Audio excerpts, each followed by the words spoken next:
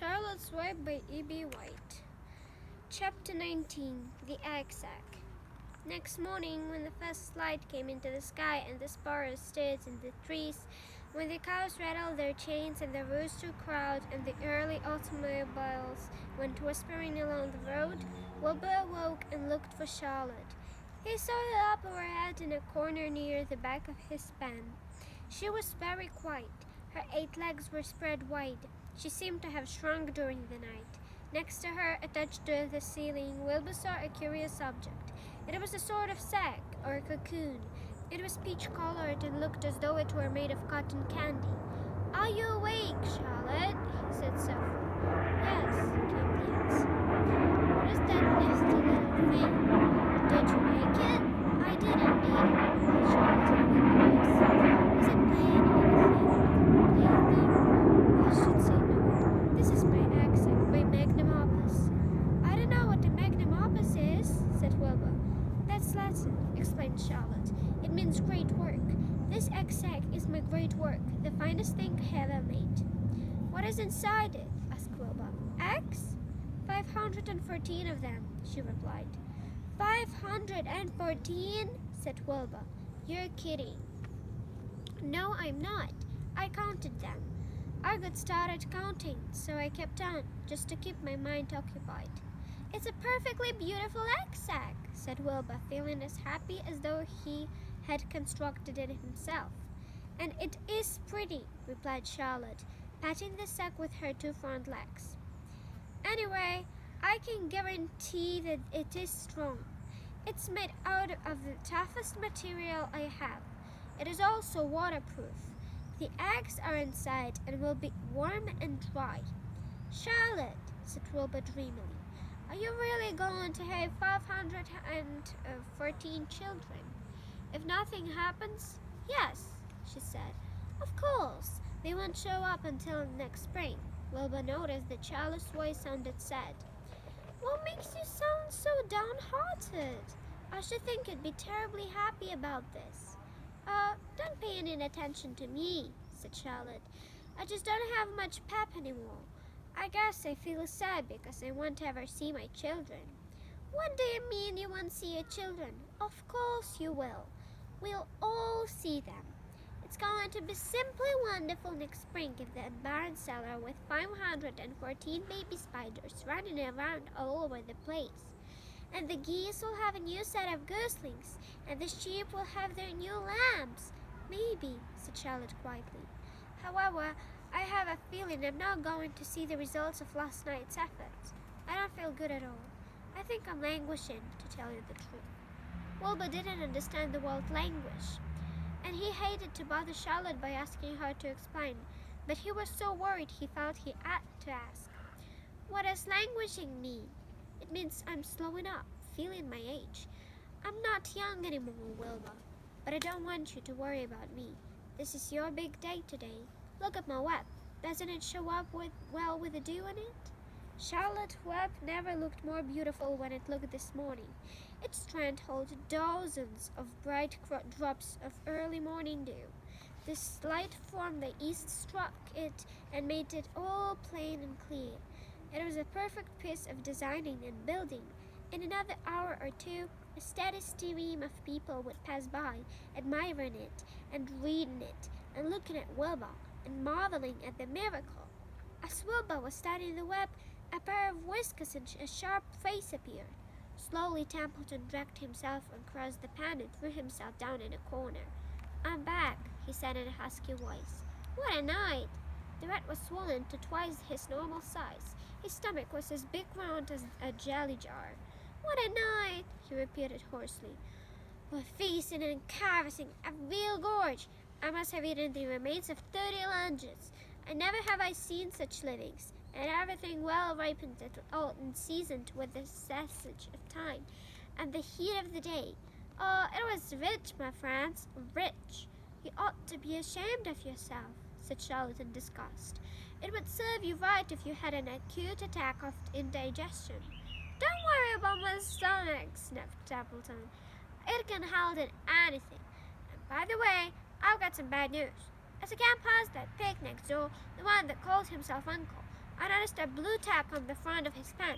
That means he has won the first prize. I guess you're right, Wilbur. You might as well relax. Nobody's going to hang any medal on you. Furthermore, I wouldn't be surprised if Zuckerman changes his mind about you. Wait till he gets hankering for some fresh pork and smoked ham and crisp bacon. He'll take the knife to you, my boy. But still, Templeton, said Charlotte, you're too stuffed and bloated to know what you're saying. Don't pay any attention to him, Wilbur. Wilbur tried not to think about what the rat had just said. He decided to change the subject. Templeton, said Wilbur, if you weren't so dopey, you would have noticed that Charlotte has made an egg sack.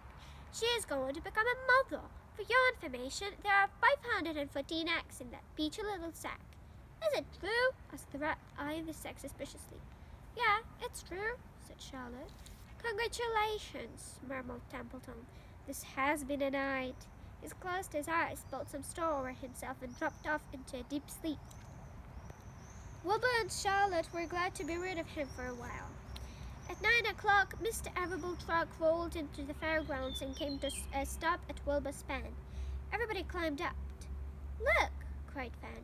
Look at Charlotte's whip. Look what it says. The grown-ups and the children joined hands and stood there, studying the new sign. Humble, said Mr. Zuckerman. Now, isn't that just the word for Wilbur? Everyone rejoiced to find that the miracle of the web had been repeated. Wilbur gazed up longingly into the faces. He looked very humble and very grateful. Fan winked at Charlotte. Livy soon got busy. He poured a bucket of warm slops into the trough, and Wilbur ate his breakfast. Livy scratched him gently with a smooth stick. Wait a minute, cried Avery. Look at this. He pointed to the blue tack on Uncle's pen. This pig has won the first prize already. The Zuckermans and the Arable stared at the tag. Mrs. Zuckerman began to cry. Nobody said a word. They just stared at the tag. Then they stared at Uncle. Then they stared at the tag again. Levitt took out an enormous handkerchief and blew his nose very loud. So loud, in fact, that the noise was heard by stable boys over the closed barn. Can I have some money? Asked Fern. I'm going to go out in the midway. You stay right where you are, said her mother. Tears came into Fern's eyes. What's everybody crying about? Asked Mr. Zuckerman. Let's get busy. Edith, bring me the buttermilk. Mrs. Zuckerman wiped her eyes with her handkerchief. She went to the truck and came back with a gallon jar of buttermilk. Bath time, said Zuckerman chiefly.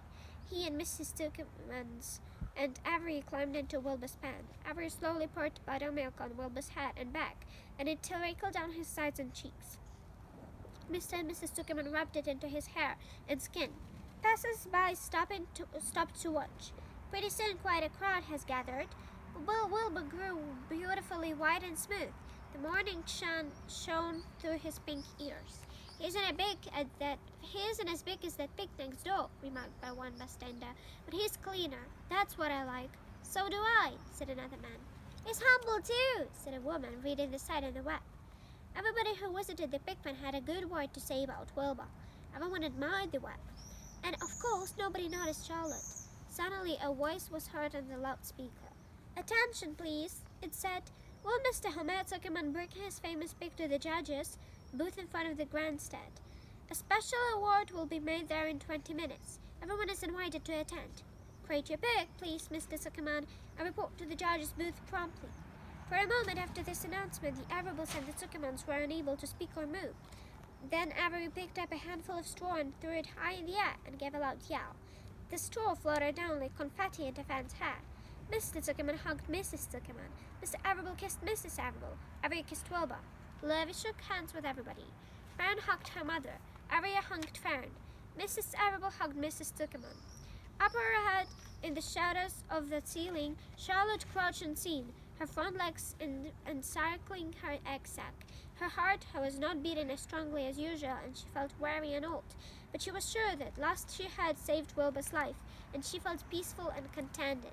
We have no time to lose, shouted Mr. Zuckerman. Lurvy, help with the crate. Can I have some money? Asked Fern. You wait, said Mrs. Arable. Can't you see everybody is busy? Let the empty buttermilk jar into the truck, commanded Mr. Arable. Avery grabbed the jar and rushed to the truck. Does my hair look all right? Asked Mrs. Zuckerman.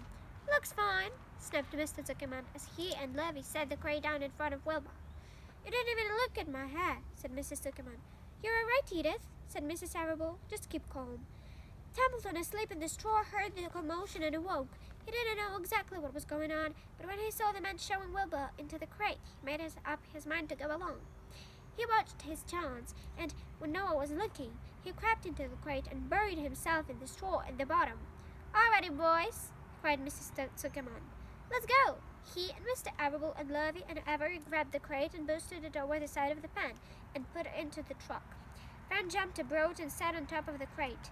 She still had a straw in her hair and looked very pretty and excited. Mr. Arable started the motor. Everyone climbed in, and off they drew to the judge's booth in front of the grandstand. As they passed the Ferris wheel, Fran gazed up at it and wished she were in the topmost car with Henry Fuzzy at her side.